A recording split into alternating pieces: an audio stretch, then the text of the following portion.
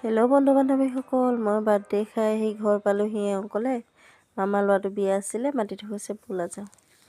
মোৰ যাবলৈ ইমান ইচ্ছাও নাছিলে, তথাপিতো ওলালোঁ।